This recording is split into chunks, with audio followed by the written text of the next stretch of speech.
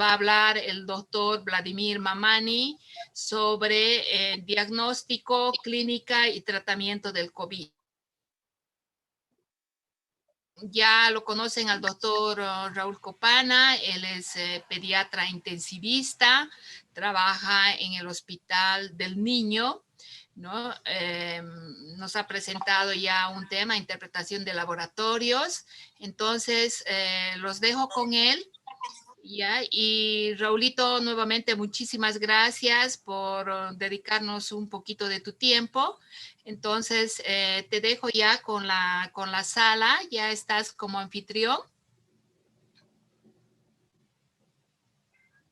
Creo que no, Raúl, a ver, voy a ver. Gracias, doctora, gracias a todos. Así está. Vamos a compartir pantalla, un segundito.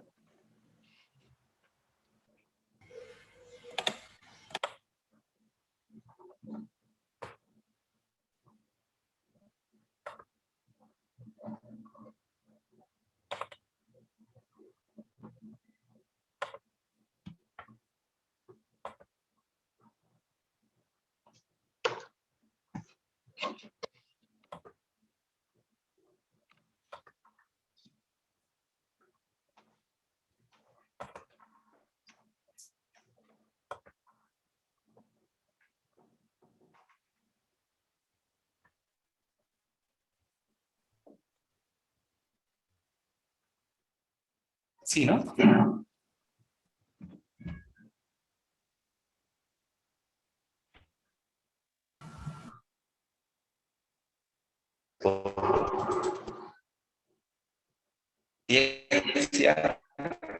Y vamos a iniciar el día de hoy una pequeña plática para la atención de pacientes con COVID.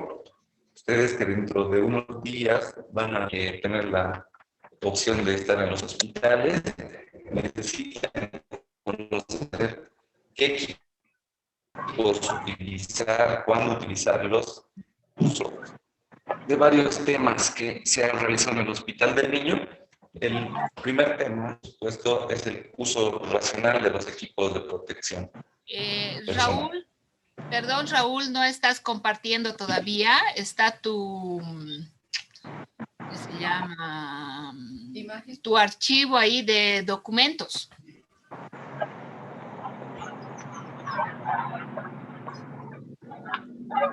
¿No se ven las diapositivas? No, por lo menos yo no. El resto, chicos, ¿están viendo? No se ve, doctora. No, sí, No, no doctora, solo el listado de archivos. es exacto. A ver, vamos a ver. Vamos a verificar un segundo. Ajá.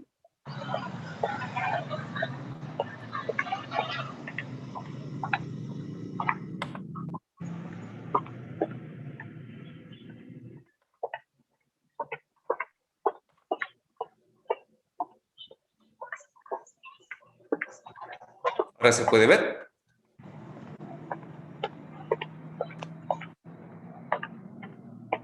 Sí, ya se ve. Mi micrófono. Sí, ahora sí, Raúl. Yo sin micrófono, diciendo ahora sí, ahora sí.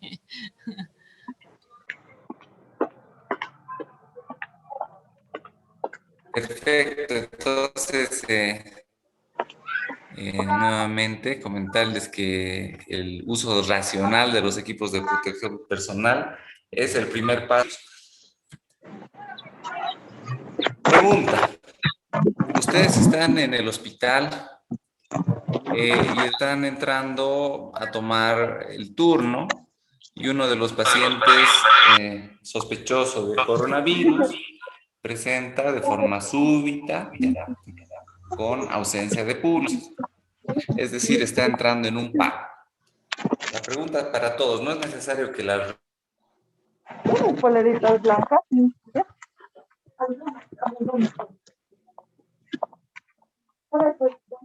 Ya.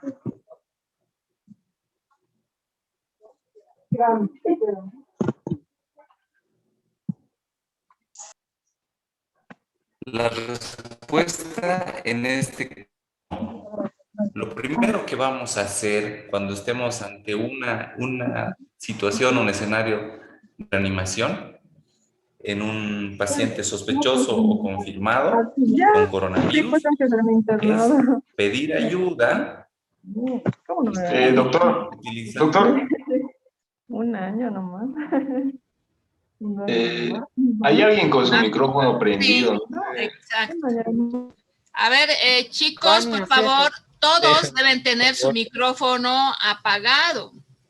Verifiquen, por favor, todos en este momento su micrófono apagado, porque no están dejando desarrollar la clase. A ver, Vania, apaga tu micrófono. Edwin, Lady.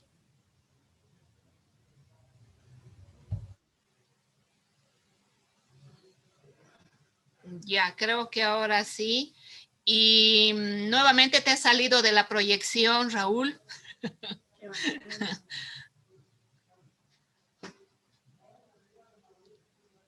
Qué bacana.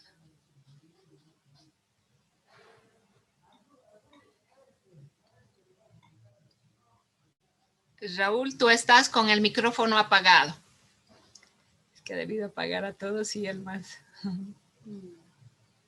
Sí, pero qué bárbaro, los chicos se conectan y se charlan. Les vale, después no están sabiendo qué ponerse. No se dan cuenta. Sí. No se han dado cuenta que está... Hola, ¿ahora se puede ver la diapositiva? No, no, has dejado de proyectar. A ver, vamos a revisar qué ha pasado. Estabas bien, pero ahora se salió.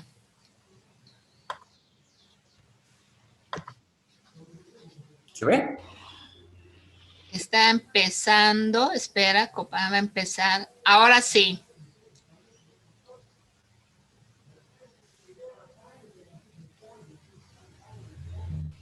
Ahora sí, estás en la diapositiva 4. Ok, vamos a retroceder entonces. Muy bien. Bien.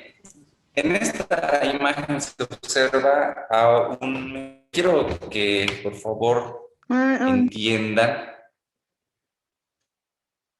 Es que el primer paso que deben ustedes seguir para reanimar a un paciente es vestir su EPP. ¿Listo? Pedir ayuda y vestir su equipo de protección personal. Así como observan en este muñeco de simulación, pues el riesgo de contaminarse, infectarse o transmitir la enfermedad es muy elevado. Y el beneficio para el paciente tampoco es muy bueno. Varios estudios demuestran que los pacientes que tienen sospecha o confirmación del COVID y que requieren reanimación, pues menos del 1% por su situación de paro y con vida del hospital. Así que no vale la pena correr riesgos cuando el beneficio es tan pequeño. ¿Listo? Paso número 1. Pedimos ayuda y vestimos un equipo de protección personal. Es muy importante. El riesgo biológico en este periodo de reanimación es muy alto. Cuando nosotros realizamos las compresiones cardíacas o ventilamos con el ambú o intubamos, estamos expuestos a cantidades muy altas de viral y por ese motivo es que los médicos y el personal de enfermería es el que más se enferma por esa carga elevada de virus que tenemos en ese momento crítico, cuando creemos que lo más importante es actuar para atender al paciente, siendo que el paciente va a obtener poco beneficio y nosotros vamos a estar expuestos a un gran riesgo biológico. Actualmente, los hospitales ya de Cochabamba se atienden pacientes con COVID. Al inicio de la pandemia, COVID eran vistos en los hospitales llamados Centinela. Ahora ya no. Ahora los vemos a diario en los hospitales de tercer nivel, de segundo nivel. Y estamos cada vez más, digamos, expuestos a estos pacientes.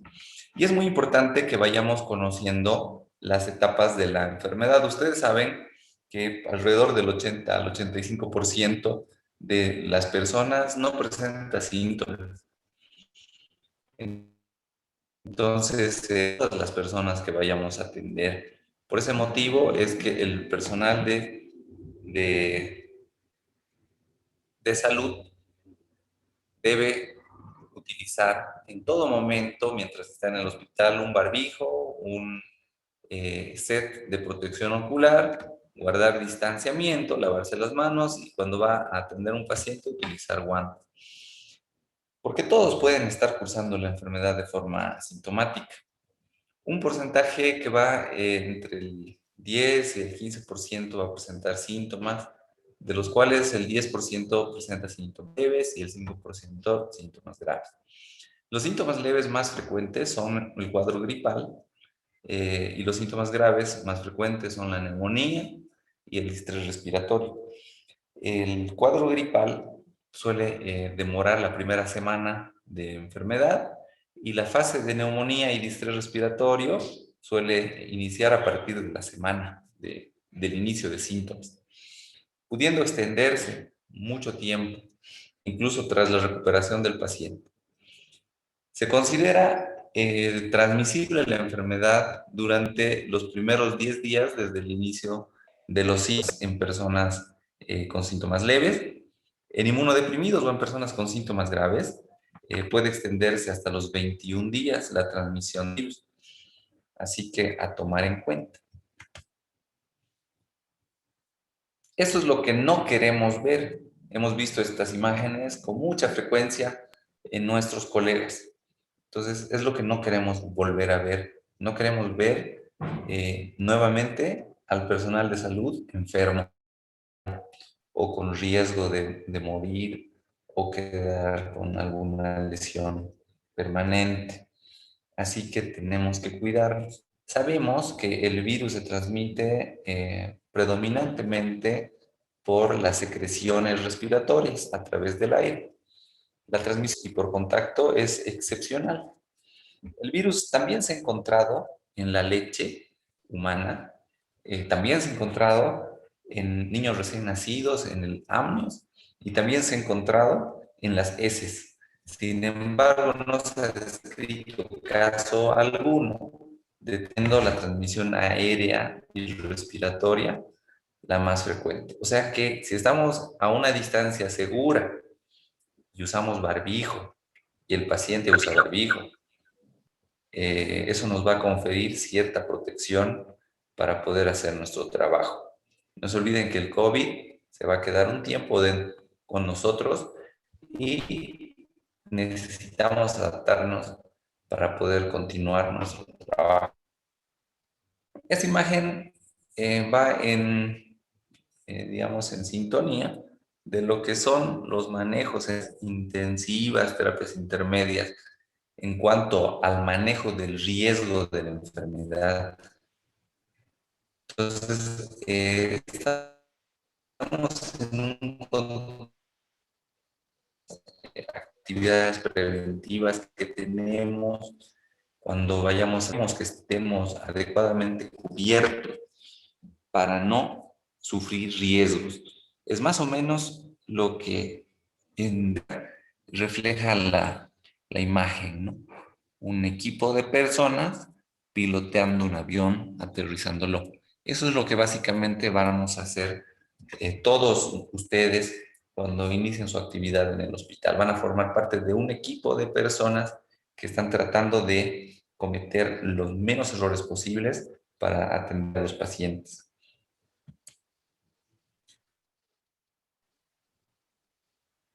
Entonces, en términos generales, y con menos frecuencia y menos severidad a las personas, solamente el 2.4% son niños, afortunadamente. Y de estos, un porcentaje de cuadros graves. Recordarles que hay dos vías de transmisión. La más importante es la respiratoria. Bueno, las demás no tienen un rol sustancial en la transmisión de las enfermedades. Y en este punto me detengo a comentarles de que al inicio de la pandemia se conocía que los niños podrían ser transmisores importantes. La enfermedad no tenía una transmisión comunitaria predominante. Ahora ya se sabe que el rol de transmisión de los niños es menor, por lo que estamos en una campaña permanente por la reapertura de las actividades educativas en las escuelas, ya que en esta etapa de la epidemia no se incrementaría más la transmisión con la asistencia de niños a sus escuelas. Bueno, esta es una pequeña descripción de cómo son las áreas de COVID. Ustedes van a estar a rotar en hospitales y casi todos los hospitales han destinado, utilizan, es un aislamiento respiratorio. El aislamiento respiratorio consiste en separar una habitación o el pasillo del resto del hospital, en separar las camas con espacios mayores de 1,5 metros entre ellas y en restringir el acceso a estos servicios. Solamente el personal absolutamente necesario puede ingresar. En algunos casos, cuando estén de turno, ya sea en cualquiera de los hospitales de tercer nivel, es posible restringida. Toda área de aislamiento respiratorio tiene una sección que se llama área gris, en la cual se permite el tránsito, aquí está marcada como área de tránsito. Esta área gris nos lleva generalmente a un vestidor, que se puede denominar vestidor, staff o sala gris también, donde vamos a utilizar los EPPs. Posteriormente vamos a ingresar al área que se llama área negra o área roja o área sucia, dependiendo del hospital en el que se encuentren. En esta área se considera que existe la presencia del virus, así que las personas que transitan están debidamente cubiertas y de forma especial cubiertas de forma respiratoria, es decir, un barbijo y protección ocular. Todo esto es el área de COVID del Hospital del Niño, donde tenemos dos salas comunes y una sala de terapia intensiva COVID. Entonces, por lo general, en términos de bioseguridad, existe un protocolo para la admisión de un paciente con la enfermedad. Este protocolo consiste en una mínima exposición del personal. Por ejemplo, la llegada de un paciente COVID a la emergencia suele ser anunciada de forma previa. El centro que va a referir comunica en la preactiva lo que en varios hospitales se denomina el código naranja o el código de protección de bioseguridad. Este código consiste en que una vez llegue el paciente al hospital, se tomen las medidas necesarias para aislarlo desde la ambulancia en la que llega hasta la sala aislada en la que va a ingresar. Difiere de hospital en hospital, pero todos tienen la misma característica. Resulta que los equipos de protección personal son limitados, no son infinitos. Por ese motivo, se han sacado varios comunicados sugiriendo un uso racional de equipos de protección. Imagínense ustedes que en un hospital el personal administrativo que no ve pacientes esté utilizando mamelucos, barbijos N95, protección ocular, batas, botas desechables. Esto se ha visto en muchos lugares, ¿listo? Cosa que no es justificado. ¿Listo? Tenemos que ver de adecuar el uso de estos equipos en función de la exposición a la que vamos a estar. Se considera la máxima exposición o el máximo riesgo cuando estamos ante un paciente sospechoso o positivo que genera aerosoles. Los aerosoles son generados en personas que tienen tos, que van a ser intubados o reanimados, nebulizados, o que van a ser sometidos a una endoscopía respiratoria, digestiva. En este grupo de personas sí se justifica de equipos de tercer nivel o equipos completos. ¿No? Los pacientes sospechosos o confirmados que no generan aerosoles requieren medidas de tipo 2 y el resto de los pacientes requieren medidas básicas, ¿no? De tipo 1, también denominado. Entonces, clasificamos los EPPs en dos tipos de grupos, ¿no? Pacientes los cuales son asintomáticos respiratorios y no generan aerosol. En estos vamos a utilizar una máscara, un barbijo médico quirúrgico, una bata, un par de guantes y lavado de manos. Que vayamos, claro, no vamos a utilizar todo esto para transitar por un pasillo, pero si vamos a revisar un tiene sospecha o confirmación de COVID,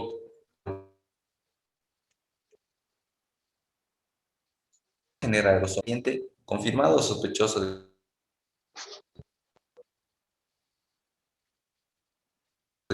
N95.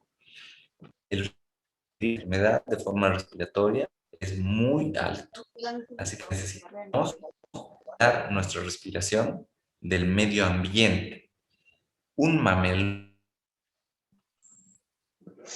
impermeable de toda la superficie del cuerpo, una bata, 2 pares, protección, un delantal e higiene de manos. Entonces, cuando ustedes ven un personal astronauta, a veces les decimos, porque están completamente cubiertos, tienen una antiparra que es el casco, yendo a un paciente sospechoso, confirma que sí genera aerosoles. ¿Listo? Así que mucho cuidado. Afortunadamente son pocos los pacientes que tienen esta cantidad de requerimiento de material debido al costo elevado. Entonces los EPPs, los equipos de protección personal, pues son de uso restringido para el personal que tiene con fines de ser no garantizado. 5 a un sospechoso por día y 12 cuando éste requiere ya. ¿Sí? ¿No? Acá en la figura se puede observar algunos.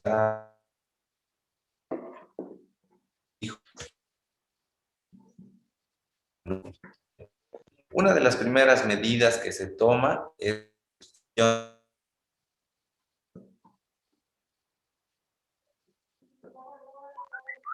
de letreros, porque significa que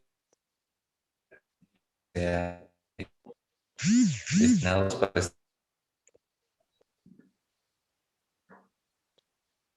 los citas. Quieren apoyo para el transporte de los pacientes.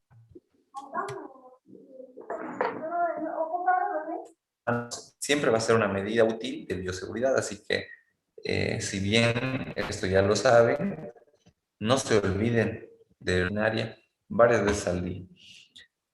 Además de sanitizar con alcohol y gel después de cada manipulación del paciente. El ducharse es opcional, ¿no? Pero es una recomendación, obligatoria, el lavado de manos.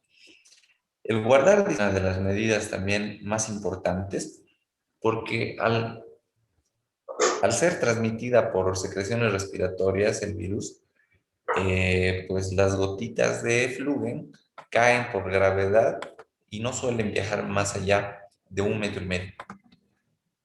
Así que mientras estén en el hospital, eviten estar tan cerca unos de otros. Importante. Y cuando los familiares de los pacientes visiten a sus papás, a sus hijos, pídanles siempre que estén en una distancia segura, porque pueden participar de la transmisión de la enfermedad. Acá se observa la transmisión a través de las partículas de aire. Mientras más cerca estemos del paciente, hay mayor carga viral, por lo que la distancia segura debe mantenerse dentro y fuera del hospital. Fíjense cómo pueden viajar las partículas de secreción respiratoria. Cuando uno estornuda o tose, pueden llegar incluso a viajar distancias tan largas como 8 metros. Eso es en una persona sin barbijo, por supuesto. Así que también deben verificar que todos los pacientes internados estén usando su barbijo. Todas las personas que visitan y los pacientes deben usar barbijo. Acá se puede ver cómo mitiga mucho la transmisión a través del aire el barbijo, ya sean barbijos de tela o barbijos quirúrgicos como los N95 para los pacientes. ¿Listo? Muy importante. Fíjense cómo se puede disipar la transmisión de partículas a través del aire. Tenemos tipo de protección que son las batas. Las batas son hidrófobas, así que van a favorecer la protección del contacto por partículas transmitidas por aire. Las botas también se utilizan en las áreas de aislamiento. Sin embargo, hay poca evidencia que demuestre su utilidad porque no nos olvidemos que el COVID se transmite por el aire. La protección ocular es muy importante cuando va cualquier paciente. Pueden hacerlo con las gafas que tienen cobertura lateral o con las antiparras que son los cascos o los plásticos que protegen todo el rostro. Cuando vayamos a revisar un paciente que tiene sospecha o está confirmado que sea portador del COVID, debemos usar siempre guantes. Evita un momento mientras estamos en el hospital el tocarnos la nariz o frotarnos los ojos, porque esta es una vía también de transmisión de la enfermedad. Si el paciente que vamos a atender genera aerosoles, es decir, está con secreciones respiratorias, intubado o lo vamos a reanimar, se recomienda utilizar 2 pares de guantes. De preferencia, guantes de nitrilo por debajo. Estos guantes van a tener una mayor protección para nosotros. Finalmente, vamos a ver que los EPPs se pueden clasificar en nivel 1, 2 y 3, dependiendo del grado de exposición al que vamos a estar expuestos. El nivel 1 lo utilizan las personas administrativas o las que no tienen contacto con fluidos corporales o pacientes. El nivel 2 lo utilizamos nosotros cuando vamos a estar en contacto con COVID positivos o sospechosos, pero que no generan aerosoles. En este caso sí debemos incluir protección ocular, una bata, guantes y obviamente un barbijo, que puede ser quirúrgico. El nivel 3 es el máximo nivel de protección, en el cual debemos utilizar además un barbijo N95, 2 pares de guantes, al igual que en el otro caso, protección ocular. Las guías recomendadas de la OMS y de todos los hospitales ponen mucho énfasis en la técnica para vestir y para retirarse el EPP. Cuando vayan al hospital, sáquense los relojes, las cadenas, los aretes, cualquier artículo que pueda transmitir no solamente virus, sino bacterias desde el hospital hasta su casa.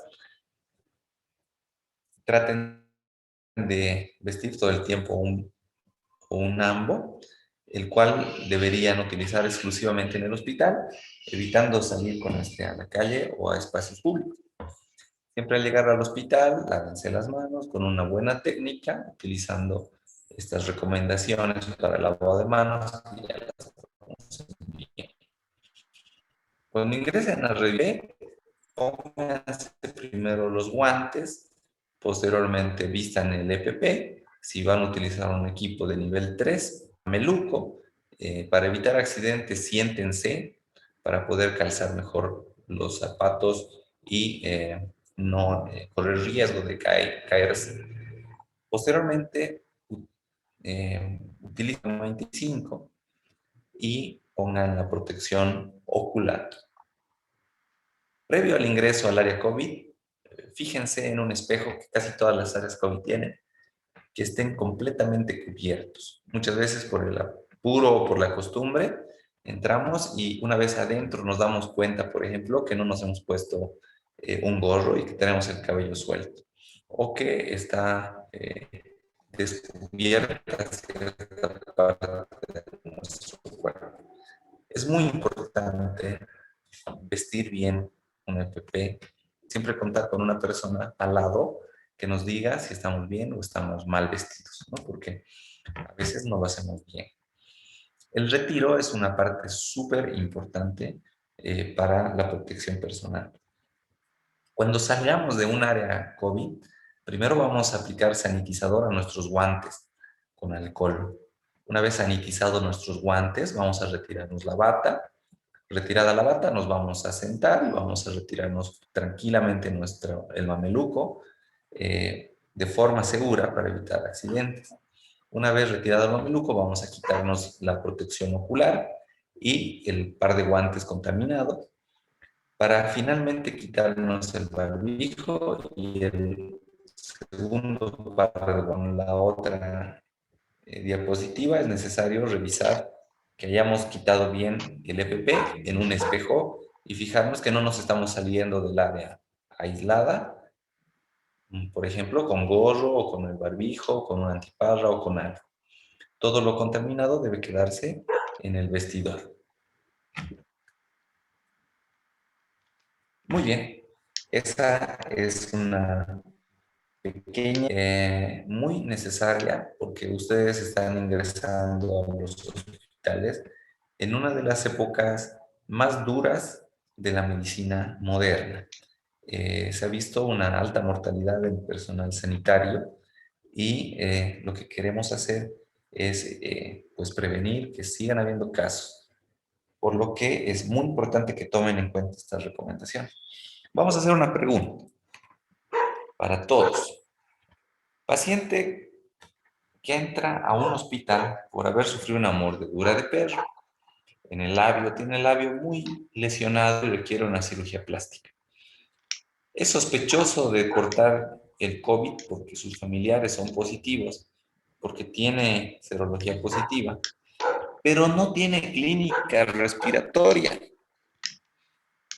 Está en horario para una asistencia de enfermería, en la cual la enfermera le va a realizar su higiene, va a alimentar al paciente, lo va a hidratar.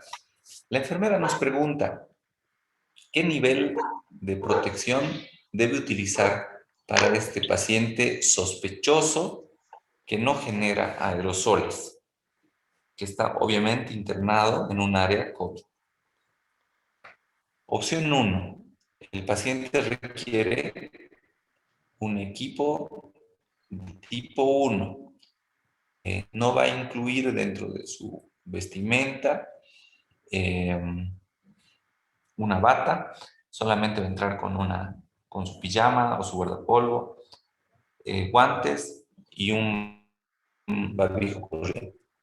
Opción 2. La enfermera va a necesitar dos. Al atender a una persona sospechosa confirmada, barbijo simple, protección ocular, bata, guantes. Opción 3. Al ser un paciente sospechoso de COVID, necesita un mameluco, un barbijo N95, necesita bata, 2 pares de guantes y protección de contacto. ¿Cuál creen que sea la respuesta más correcta? La Un 2. valiente. Nivel 2, doctor. Eso, muy bien. Esa persona que va a estar en contacto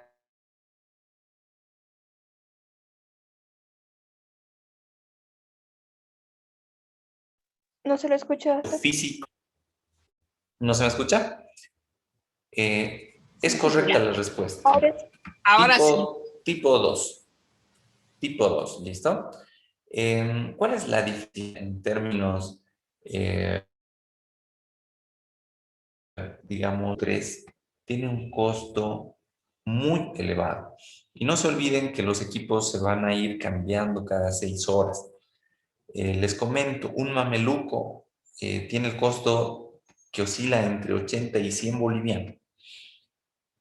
Y si hay que cambiarlo cada 6 horas, estaríamos utilizando 4 al día. Una bata alrededor de 50. Un barbijo N95 alrededor de 25 bolivianos. Un par de guantes de nitrilo alrededor de 6 bolivianos al día. Y las botas, pues alrededor de 5 bolivianos. Entonces, estamos hablando de costos muy elevados, entre 600 bolivianos al día en un equipo de tipo 3. Si el paciente hagan sus números, ¿no? Entonces, es un costo muy alto para el sistema de salud. Por ese motivo es que se han realizado las gestiones para hacer que los hospitales tengan un área COVID que maneje a estos pacientes. ¿Listo? Y es bueno que todos sepamos qué pedir y por qué. Vámonos a la pregunta número 2. Esta vez estamos ante un paciente sospechoso con COVID. Tiene neumonía, está tosiendo, está con oxígeno a flujo alto, tiene sus familiares que tienen COVID confirmados y de momento tenemos la serología positiva en este paciente con neumonía. Está con dificultad, está muy agitado y vamos a entrar a revisarlo. Hemos decidido que vamos a utilizar un equipo de tipo 3. Ahora viene la pregunta, ¿qué mascarilla vamos a utilizar en este paciente? Opción A, una mascarilla quirúrgica de 3 capas. ¿Es suficiente? Opción B, una mascarilla N95 que tiene 5 capas, es la recomendada. Opción C, pues para que nos dure nuestro N95, nos vamos a poner una mascarilla de tela encima. Vamos a después lavarla o para higienizarla. Adelante. ¿Algún valiente? La opción C, doctor, creo. La opción C. Vamos, ¿alguien más? La opción B, doctor. Eso, muy bien. La respuesta correcta en este caso es la opción B. Se debe utilizar una mascarilla N95, la cual debe ser posteriormente desechada. ¿Listo? Dentro de las 5 capas que tenemos de protección del N95 van a quedar atrapadas partículas virales y muy pocas van a ser inspiradas por nosotros. No se recomienda el uso reciclado de las mascarillas en situaciones de contingencia. En situaciones de crisis sí podemos hacerlo. ¿Listo? Es decir, en ausencia de mascarillas N95, podemos ver formas de reesterilizarlas. El utilizar telas, mascarillas de tela, mascarillas quirúrgicas por encima de las N95, no prolonga su vida. ¿Ya? Es más bien un factor susceptible de contaminación. En contextos de crisis en los cuales hay escasez de estos insumos, se puede utilizar los rayos ultravioleta para reesterilizar los N95 o utilizar otras técnicas que utilizan medios químicos, como el alcohol etilénico. Sin embargo, en la actual situación en la que nos encontramos, no hemos entrado en una fase de crisis, sí en una fase de contingencia. ¿Listo? Muy importante. Última pregunta. ¿Cuál de estos procedimientos tiene menos probabilidad de generar aerosoles? Hemos aprendido hoy que cuando estemos ante un paciente COVID que genera aerosoles, tenemos que utilizar todas las medidas de bioseguridad. Pregunta, ¿cuál tiene menor probabilidad de generar aerosoles? ¿Una nebulización? una fisioterapia respiratoria, una curación de una herida quirúrgica. ¿Cuál es el que tiene menos posibilidad? Vamos, algún valiente. La curación de una herida quirúrgica. La sí. Curación, correcto. Esa es la respuesta acertada. Entonces, si vamos a entrar a nebulizar, utilizamos todas las medidas de protección. Si vamos a hacer fisioterapia respiratoria o aspirar secreciones respiratorias, todas las medidas de bioseguridad para aislarnos de forma respiratoria. Si vamos a entrar a curar una herida, solamente medidas de tipo 2, porque el paciente no va a generar aerosoles, ¿no? Perfecto. Muy bien.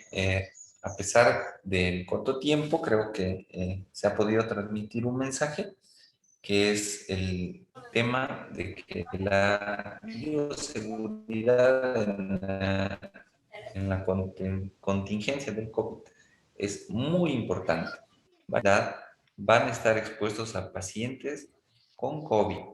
Ustedes tienen en casa familiares, ustedes mismos pueden enfermarse, así que tomen mucha conciencia de las medidas necesarias para el manejo de los pacientes.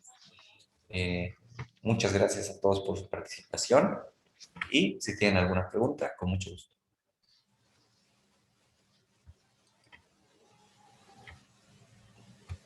Doctor, yo tengo una pregunta. En cuanto al uso de barbijos para los niños, ¿es recomendable que usen en los bebés? O no pude leer algún artículo referido con eso. No sé si tiene alguna información.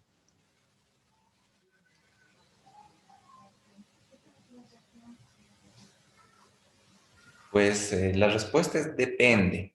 Todos los niños deben empezar a tener también dentro de su, digamos, nueva generación, todos los niños nacidos en esta época se los denomina coronials porque han nacido en un contexto nuevo, cual ya ven a sus papás con barbijos, están aislados de sus familiares, etc. Entonces, deben utilizar barbijos. Pero cuando un niño tenga síntomas respiratorios y dificultad respiratoria, los barbijos no deben utilizarse. Una dificultad respiratoria es muy inestable, entonces se debe evitar cualquier obstáculo que dificulte su ventilación. Hoy en día es muy frecuente ver niños que vienen a la consulta con sus barbijos. Tú les retiras el barbijo un ratito, ¿no? Y el niño o la niña agarra y llora y se pone de nuevo su barbijo. Entonces, esto ya es parte de una cultura nueva, ¿no? Y se debe alentar. La mejor forma de alentarlo es que los niños ven de sus papás las conductas y las van asimilando.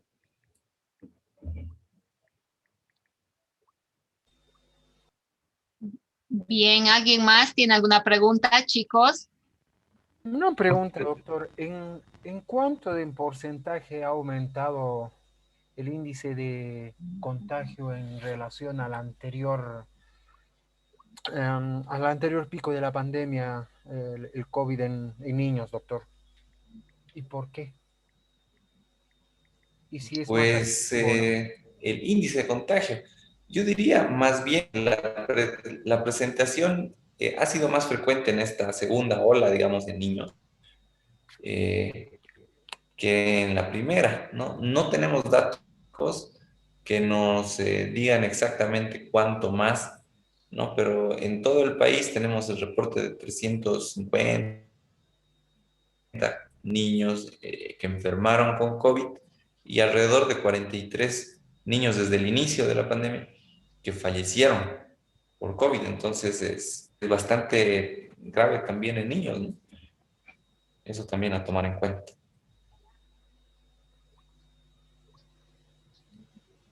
Doctor, el acto de rociar con alcohol medicinal el barbijo, ya sea antes o después de haberse colocado, ¿estaría bien? Quería saber la respuesta. ¿Por qué sí o por qué no? Si sería adecuado o no.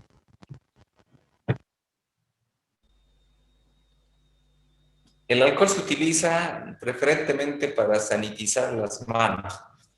Su uso para desinfección de hijos o de utensilios o de ropa pues no está dentro de los estándares, digamos, ¿no? Para descargar barbijos, cuando los van a reutilizar, se utilizan radiación ultravioleta o óxido de etileno, no el alcohol etílico. ¿Ya? Así que es una práctica que no está basada en evidencia.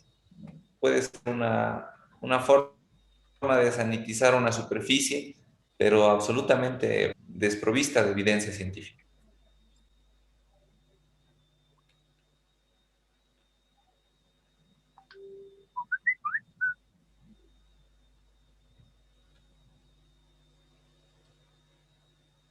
Muy bien, ¿alguien más, chicos?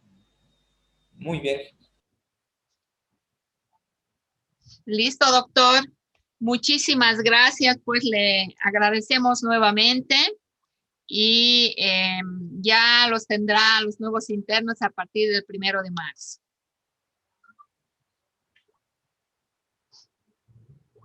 Muchas gracias, doctora, y muchas gracias a todos ustedes, doctores, también por su atención. Y nos vemos desde marzo en los hospitales. Hasta luego. Gracias, doctor. Gracias, Bien, doctor. bien, chicos. Y dice Vladimir Mamani ahora, ¿no? Ayer era el doctor Cherky Mamani.